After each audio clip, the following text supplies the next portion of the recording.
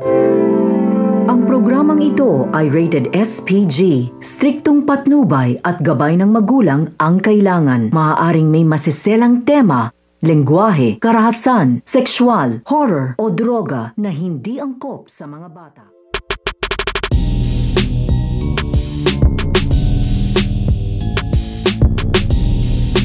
Ang pagbaksak nito nga si Cardo Dalisay dahil sa pagsugod nga nila dito nga sa kampo nito nga ni Renato at ito nga ni Lucio ay hindi nga nila dito inaasahan ng isang damakmak na mga tauhan nito nga ni Lucio at ito nga si Renato. Kaya kinagulat nga nila dito ng husto ang kanilang pagsugod dahil hindi nga nila dito napaghandaan na isang katerba nga dito ang kanilang sasagupain at ang kanilang kakaharapin. Kaya nga ito nga si Cardo Dalisay ay nagkaroon na nga ito ng pagkakataon na makaharap nga na dito ito nga si Lucio at ito nga si Renato, at sa kanilang unang pagharap ito nga ni Lucio ay mapapasabak nga dito ito nga si Cardo Dalisay sa pakikipaglaban dito nga kay Lucio at dito nga kay Renato, hanggang sa natamaan na nga dito ito nga si Cardo Dalisay dahil nagsanib pwersa nga dito na tugisin ito nga ni Renato at ito nga ni Lucio ito nga si Cardo, kaya napabaksak nga nila dito ito nga si Cardo. So pakakaabangan na natin dito kung ito na nga ba ang magiging katapusan nito nga ni Cardo Dalisay dahil natamaan na nga siya dito nito nga ni Lucio at ito nga si Renato.